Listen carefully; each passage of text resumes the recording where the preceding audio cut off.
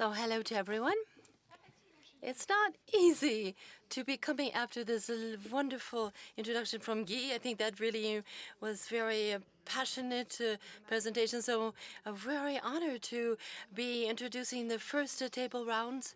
And this is a philosophical issue we're going to be talking about. Look at Jean-Gabriel, connected humans, liberated humans. We were already starting to hear about liberation, but it is a philosophical topic. And so a man with a big H, in French with a big H. And so to talk about this is, first of all, to be disconnected, because it's really, for good connections, we need to be disconnected. This is a real challenge. As you can see, I have two cell phones, and I turn them off, and I won't be touching them for the 40-some minutes. This is a personal challenge, and so maybe I'll feel freer and more liberated in 45 minutes. So to start our debate, so for your discussions, I looked at some figures I thought were quite interesting, which reveal really this deeper transformation that we're living due to technology, which concerns all of us, which is in the healthcare area. And so how we can, and Guy was talking about this, how we can really describe the landscape. Digitalization, what do people think in general? There was a study by the DNS concerning the perception of digitalization, shows that 90% already have one digital tool in the area of the healthcare area. In addition, 75% feel that the development of digitalization is very useful. And this is really all the GPs and the others that are following the different patients. And so what are other professionals? The AMS was talking about the perception and the different expectations for the medical staff. And the 86% of those queried said that the digitalization tools are an advance for them and also for the patients. So enriched medicalization, better follow-up. So this is very interesting to take into consideration. Now, when we proposed this topic to me and to moderate this, the first idea I had was ChatGPT. He wasn't invited today, ChatGPT, so it would be a little bit complicated. So I asked, to ChatGPT, what does it say about this topic, connected humans and liberated humans? It said it actually questions the freedom of human beings. The connected man, humans, has real-time communication, new possibilities of automation and more autonomous, but it can lose control and dependence, or it could be intrusion in privacy with digitalization surveillance. So the question is does it really free man, or do they become imprisoned? Now, if we connect this to the health area, this is the second question. It shows how this can really make the patient and the healthcare giver more autonomous. So so in other words, the patient can be managed better with its well-being, but it also can have an over-medicalization, loss of confidentiality, and dependence on technology. So there's a lot of different paradox when we talk about. So when we talk about connected humans, liberated humans, so between the facilitation and surveillance, limitation, and also this over creation and surveillance, and if we are objective or not. All of these different oppositions is something we'll be investigating in this 40 minutes that we have for our roundtable. And I'm very lucky to have this diversified panel of experts. Each one is recognized in their own given areas. The first question for you, Jean-Gabriel GANASCIA, everything that you've seen in the different publications, if you would open the debate, Jean-Gabriel, connected humans, liberated humans, the philosopher. Now, would you please take the floor? Yes, as you said earlier, and more, the title is a little paradoxical, because to be connected, normally, it means that you have contacts, ties with others, connected by technology, as you mentioned when you spoke about cell phones. But we could also add today what we have with the connected watches, which can be very useful in the health area. And they can also help to really watch and monitor one's health. in this notion, we always have this ambivalence between really surveillance and also monitoring, vigilance. We have take care of oneself is important, and to, for example, take care of your children and supervise them. And then you also have the constraint here, which would be to ensure that, so this makes you have conformity of behavior going in that direction. And in that time, when we think of it in that way, that can be something which could really be something which will deprive one's freedom. So it can also, let's say, what do we mean by freedom to be liberated humans? And this, actually, when you talk about freedom, liberation, it has two meanings in French. It comes from the free man, its origin, the one that participates in the life of its, as a citizen, he's not a slave.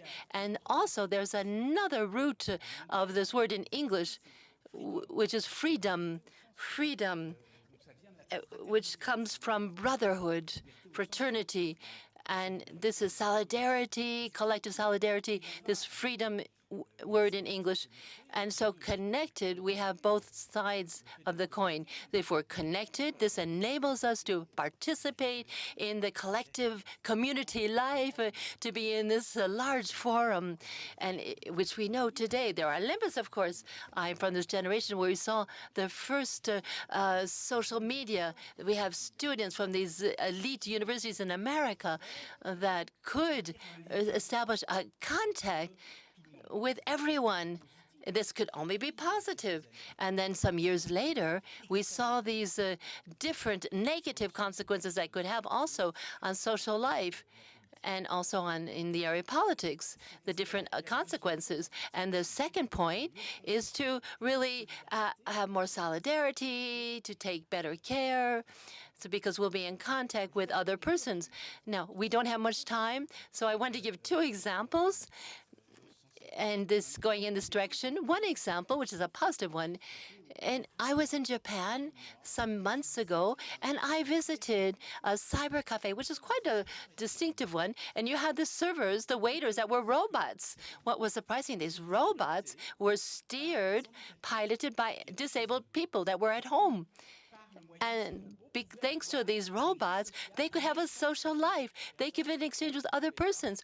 Or, so this really gives this idea of something positive, extremely positive, with thanks to connection. And now the black side of things, the somber side of things, I would like to talk about a connection that we, different digital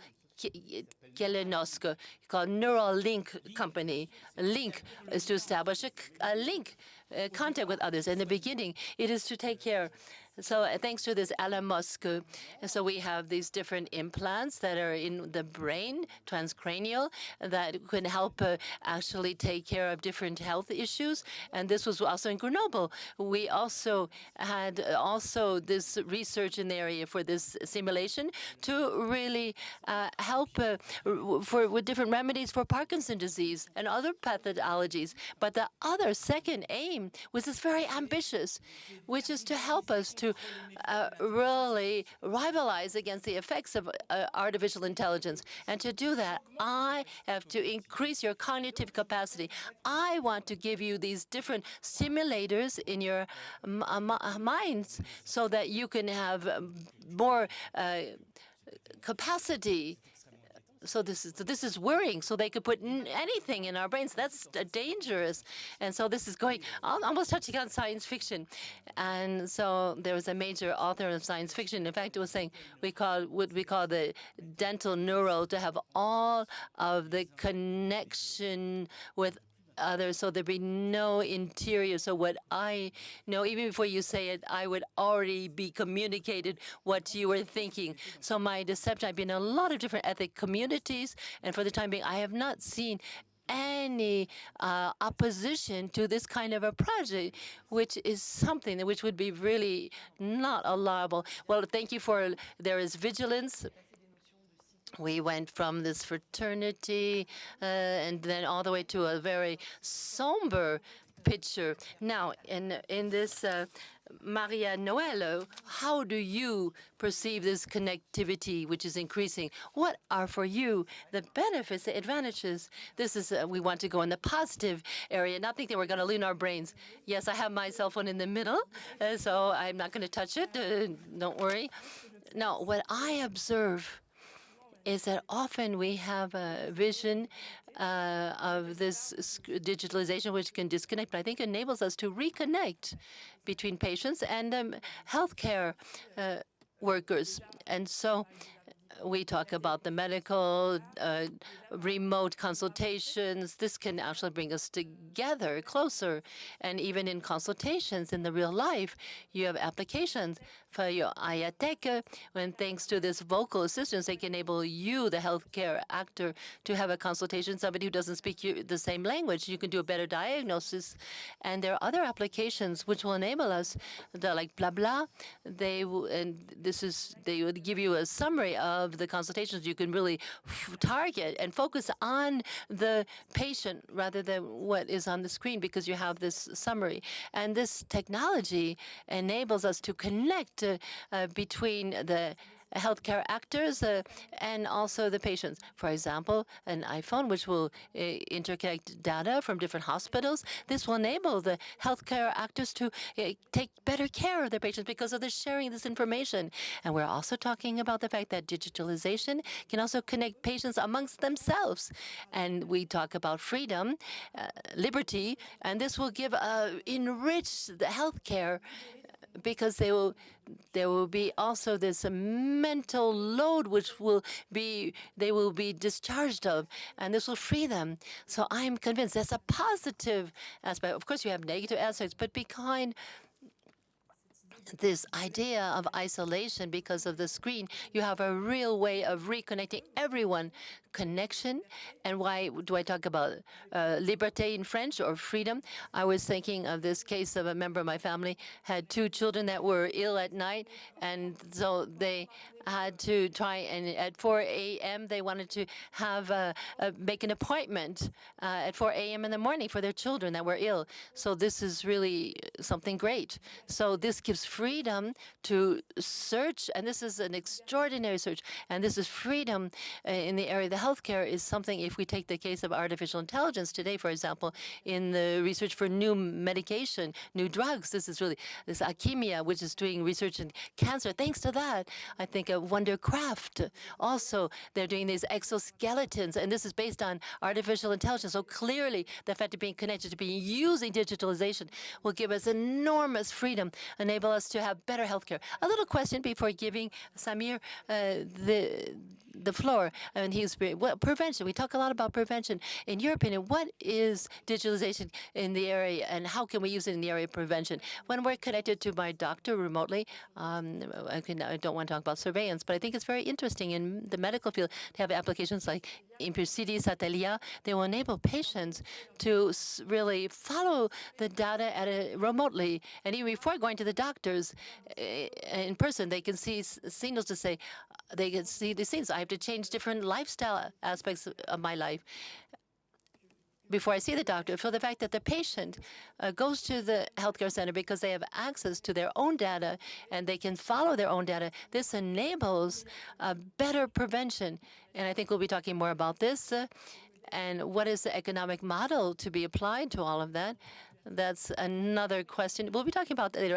Samir, I want to hear about from you about the subject about freedom that you perceive, which is the healthcare, but also you have also another task, as you are the general manager of CHU, the University Hospital in Strasbourg. So you see the different mobilization of the medical care, and you have to manage this hospital, university hospital. So in the artificial intelligence, it's very well positioned. It's a fifth position we see. What is your feeling today in the hospital, university hospitals? How do you perceive all of this? Well, yes. Artificial intelligence in our CHU, the university hospital, is the same as in the olden days, because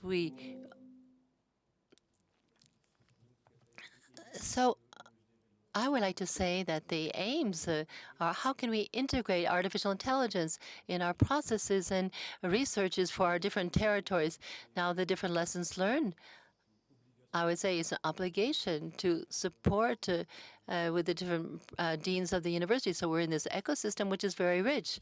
Now, for the healthcare, we really focus, and we've heard about this from Maya, everything that can be positive for the patient and what we can do to make it positive, and also what we can do for logistics so that we can have good management of our CHU University Hospitals in Strasbourg. And if it's, you take the biggest Amazon warehouse, for example, in logistics, it's twice as much for the logistics of a CHU Strasbourg. We're the first employer of this area, our territory. And so what if you can imagine that we lead an organization and organize the functioning of a CHU University Hospital without using these artificial intelligence tools, well, okay, that would be impossible to think. But there are different points for visualization, and the EU regulations also are there to put us in a good, favorable position, most favorable as possible in the area of research. But there are different vigilance points that are important to mention. First of all, how will it change our information structure? There is an inflation of needs. There is a major risk concerning the increase of the surface of attacks. And this is also different investments that are connected to setting up artificial intelligence. We have to support them. We're capable of doing that. We already do that. And then what is the economic model? This is really very important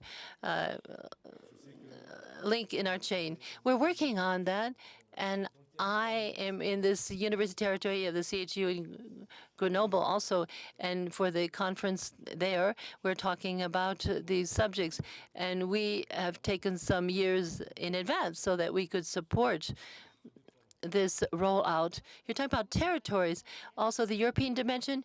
What is your feeling that? Where is France in this European landscape? I talk about the European territory, but I talk about also what Luxembourg, Germany, and Switzerland are what surround me.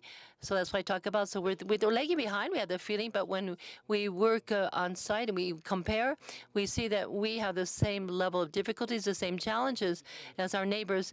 And digitalization was we have common issues in this area. Here, the differences could be, and I go back to the financing model of our activities.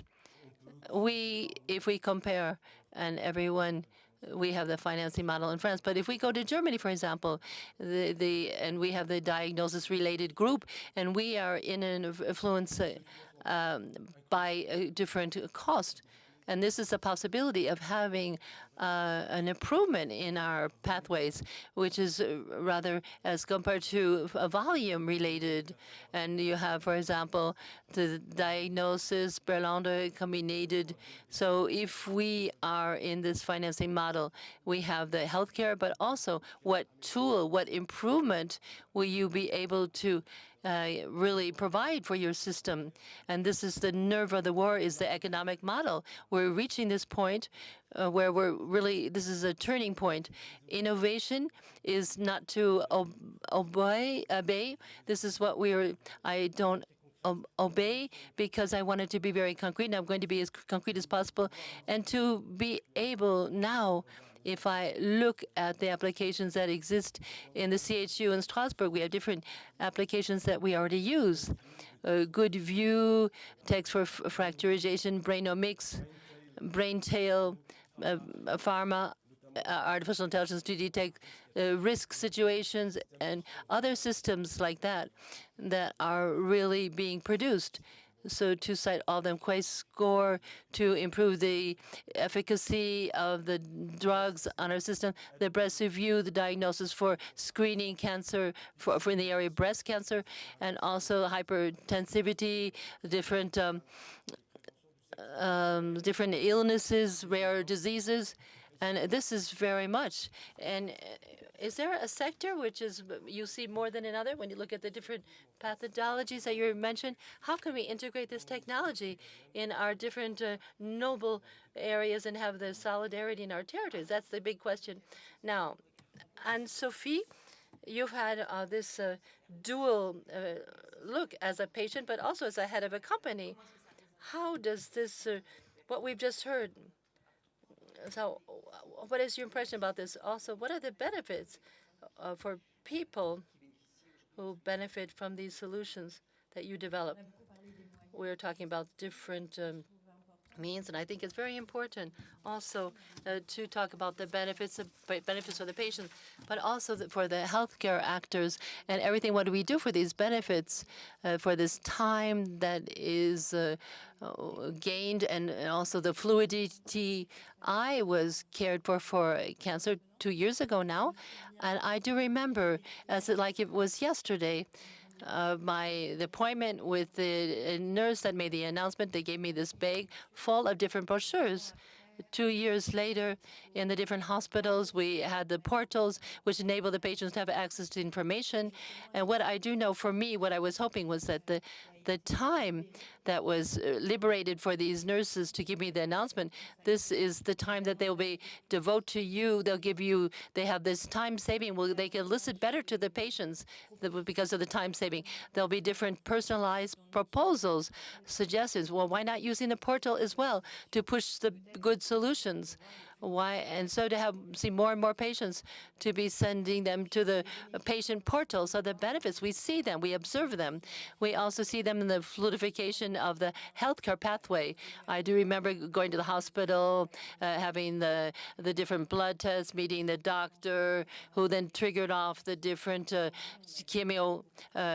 chemotherapy, and now we have a motor fluid pathway for the patients to really have a better quality of life and have less time lost. So what the idea is to really use better this free time of the healthcare actors. And so how can we really draw benefits from what the technology gives us? I've heard a lot about fluidity, saving time. And do you have a concrete example, complementary example to share with us from your experience, but also things that you've seen today in the different activities that are your own areas? But for my favorite subject is jobs, and we often forget the jobs finance health. Today, we're in two worlds that are very silos aspect, and so I don't see how we can ask the doctors or the healthcare actors to become professionals of maintaining jobs. How can we also ask the employers to become professionals in the healthcare area? And I believe that we have a lot to win if we can have bridges between these two worlds, and technology can help us. Today, what I observe a lot, and here we're more in the constraints, the different vigilance points, for example. First of all, you have unequal access to technology, and also you have this profusion of different solutions, which finally can actually really take us away from our objectives. And also, it's a form of alienation to be more dependent, to be too dependent on these technologies, not good. And what I see, and I am very well positioned to see because I developed myself the web applications, because for treating, and because today we're organized by pathology, detection of cancers, endometriosis, cardiovascular illnesses, and in the work world, we actually neutralize these to have equal treatment. In the name of what? To support better a woman who has breast cancer, or another one who has endometriosis. And what I hope is that all of these different technological advances will enable us to be more better listeners to patients, to listen to their needs, to propose really personalized solutions that are adapted to them, rather than giving them a larger catalog of technology, where if we take this example from the announcement of my cancer, rather than giving me this bag full of brochures, we give me a portal with different proposals, different applications proposed. There's a word that comes when we listen to you, is dehumanization. These processes can actually endanger, and also you can have anxiety of the patient. So for this pile of brochures, for example, could be more dehumanization approach. How can we do something about this dehumanization? I think really it's in the attention that we have to have. We have to look at the benefits and also the losses from technology. When the nurse giving me this announcement, I remember it's important for her to spend more time listening to patients rather than giving out these brochures. Also, HR staff, I see them today more focused on the staff rather than and to give them and pushing more solutions.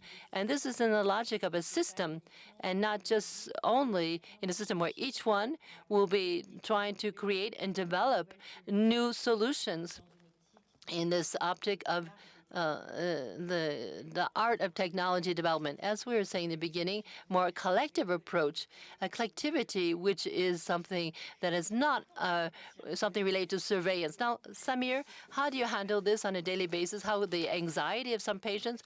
I can think about the dehumanization and also having the confidentiality issues related to data. How do you handle this in this healthcare unit? Well, we try through this technology. Our goal is to be deconnected so we can be reconnected with the essentials. The essentials, as we have just heard from Madame, are really important. Now, in the practical aspect and very concretely, it's true. And I cite against the data privacy and also this law-generated cost. And so we look at the data privacy, this regulation about data protection and connected to artificial intelligence. And this enabled us to give us a condition so we can have the necessary security for our research for all of our patients. And you know this. Also, the data protection, we have this, GDPR, the data protection regulation, and also we increase the service of the attacks at the same time, same token, so we're more vigilant. So our job is to have this gives us an additional constraint. And so we've channeled so that my main objective is that when the patient arrives, that they leave with satisfaction, which is our own. And we have the honor of really, we want to, of course, have this trust. And so that's important to give them this response to them. Even paradoxically, we want to have this human response, and we want to liberate us from different connection constraints at the same time. So you can see the usefulness of this technology, so we can serve better our population. When we listen to you, do you see a difference in the different generations, concerning different relations? Thank you. Yes, thanks to the young generation, they're pushing us. And certainly, we like to thank the young generation. And so it's taken us some time to really take this up, the gender equality and all these issues. So the young generation is really pushing us so that we can shift and go in this direction of progress. And so artificial intelligence is a criteria of attractiveness and also interesting for HR purposes. And it's just like it's also sustainable development also attracts for recruitment. So this is important for our professional, the experts. And those that are at the service of the patients, there are 300 different jobs in a university hospital. So it's really want to really match the expectations of the younger and the older generation. So how do we handle this?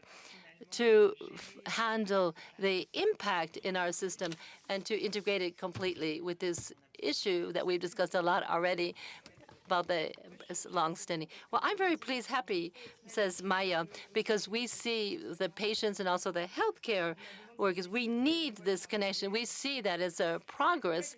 The question that I wanted to raise is there's a paradox of all of this decentralization, which enables this liberation, which we have for the medical actors and the patients, but also it creates concentration of where the data is. Do we forget what we forget sometimes? And also at the level of France, 80% are handled of our data have about 3 actors, and they're not French. So this really raises real questions in terms of dependence and also freedom. Questions which will be concerning the technological risk also, because there could be a technical issue when there's an attack on one of these 3 providers, operators, that can impact everyone and block everyone. So this is the really practical aspect. And there's also the subject of the value and the economic model behind all of this. And I will make the connection between with the healthcare system. Today, all of our data are really assets for health, for our country in different areas. And everything that we're going to be doing with the data, the use of this, using artificial intelligence, for example, and the value, economic value, will also be redirected to the real actors. So this really is a real question of dependence of the country. First point. Oh, why do I say all that? Because if it happened, it's because we were a little bit naive. We let things happen like that. We didn't really keep our hand on data, the competition about the data. So this requires to really have the resources and have a long-term vision about why, how do we invest, how do we finance our innovation. And so it's connected also with the healthcare system. We all said today, all of these applications, but not these small applications which will be treating patient by patient, but really, I'm talking about applications that will be transforming our hospitals in terms of logistics, in terms of recruitment. All of them need to be financed. And today, we perhaps are a little bit shy. We don't think about all of this. We have a short-term vision. And I believe that we really have to rethink completely how we finance and have innovation at the service of healthcare with a long-term vision, as you have said previously. If we really have accent on prevention, then we can have also better productivity. Also, we'll spend less on healthcare and more on prevention. So really, digitalization can really respond to different economic challenges, but we have to have resources. We have to invest massively to have a real long-term strategical vision. This is really the subject that I think is very important, long-term above all, and a strategic vision. Innovation is not a small subject. We don't, it's something really, if we want to advance, it's very important. We don't talk enough about it. And then we can liberate ourselves more. I think this is something that responds to you, related to your different challenges. Yes, in terms of prevention, primary prevention to tertiary and also professionalization issues. If we look at the economic model of our healthcare system, we have to take all those into consideration.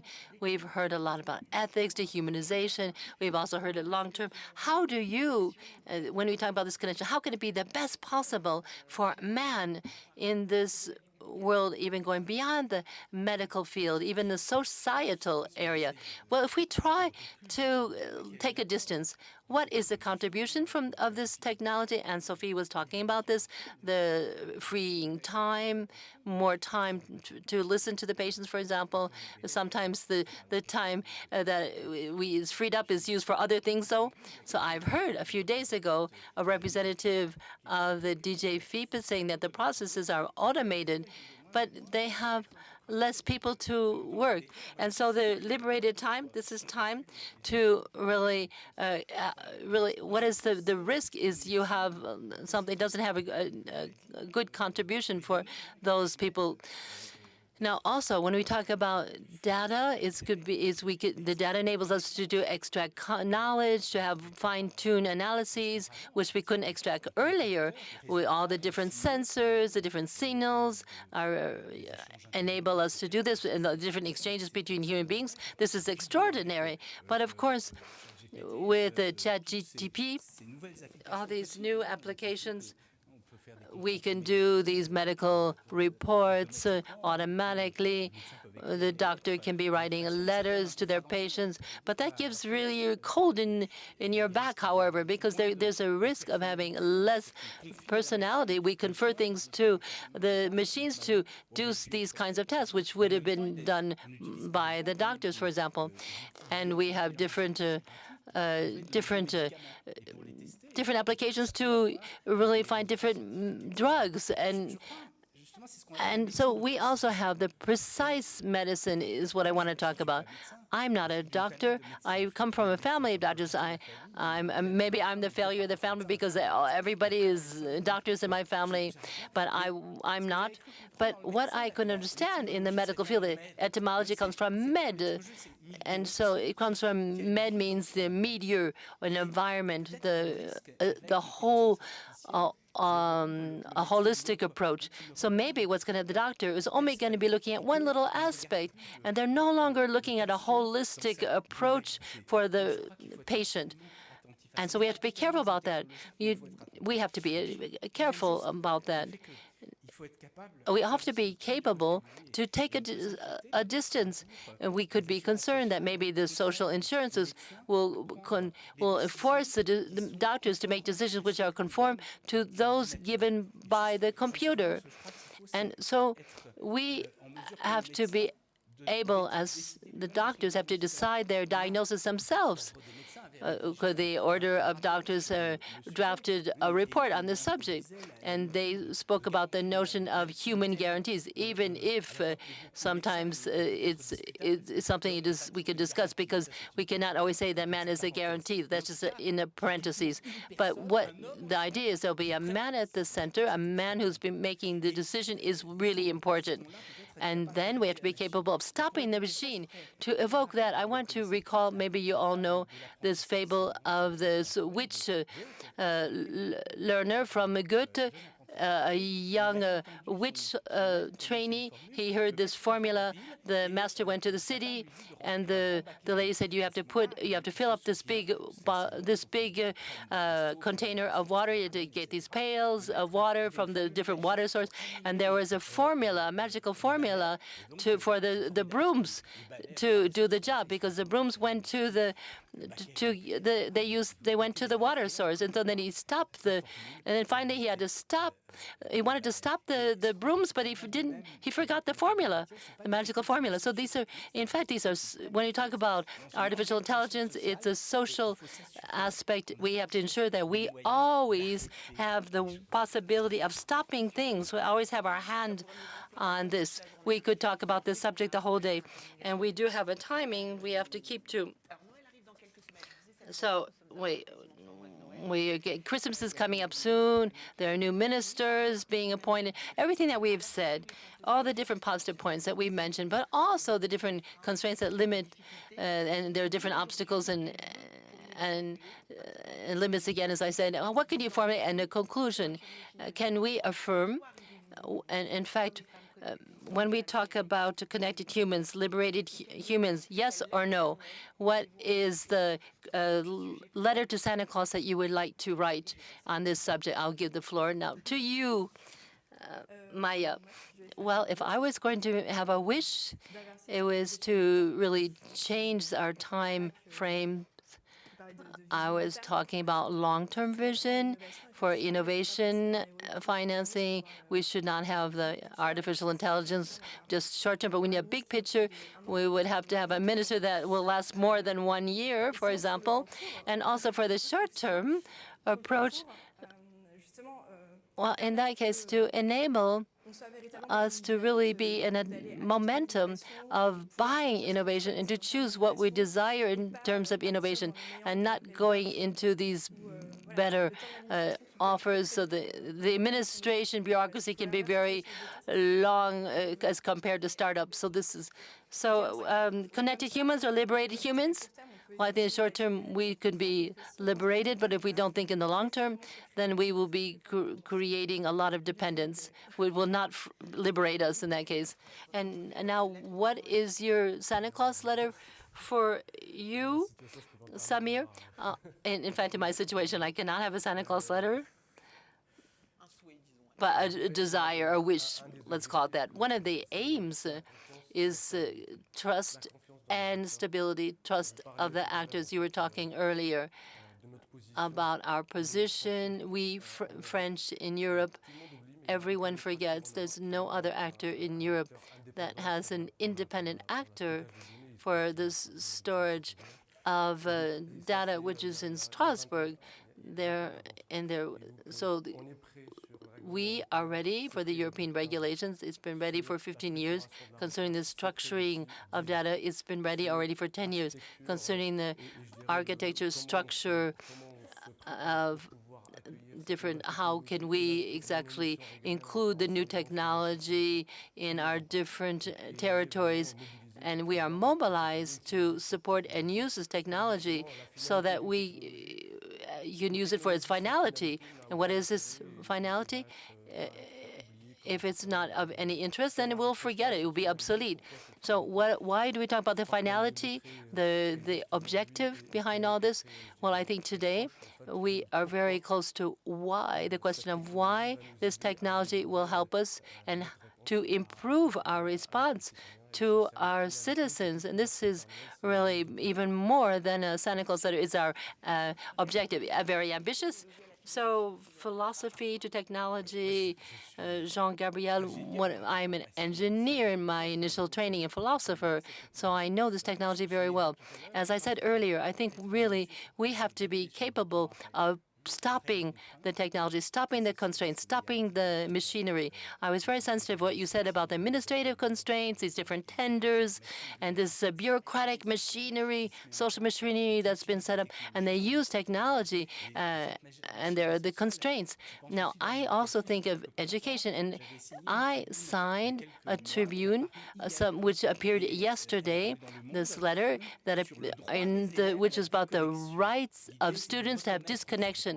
So it's a right of the students to recognize this. We don't force the students always to be using software. And this is my wish. And also, if recognition of liberation, if I'm allowed to say this, and you all know this, one of my different notebooks, the different trees in the sand and on the snow, you know, all the different pages, all the blank pages with ashes I write, and all the different images, the golden images, the different weapons of the warriors, the crowns of the kings, and I cited and also I spoke about the absence without any desires and about the march going to the death. I wrote your death. I wrote your health come back and the hope come back. I wrote your name. And with the power of a word, I start my life again. I am born to know you, to name you liberty. Beautiful. So before you giving Anne-Sophie to conclude, I just want, after this beautiful lyric for you within a concrete area, what could be your letter to Santa Claus? What is your wish about this benefits of connection for patients? My Santa Claus letter, I would address it to my children because it's really important. I wish them progress, technological progress, more connection, more cooperation to illustrate this picture that Maya was talking about. This is a key, a real key, and more humanity and also peace, especially for our era now. I was very sensitive to this poem. We're talking about health coming back and the risks that disappeared, and also hope. These are words that they're important wishes. I would like to thank you all for your kind attention, and I would like to thank our speakers. We have only 45 minutes to talk about this. We're going to be talking about this all day. We're going to, we go back to our connections, back to our cell phones, back to life, and we'll try to keep some freedom in our heart. Thank you so much.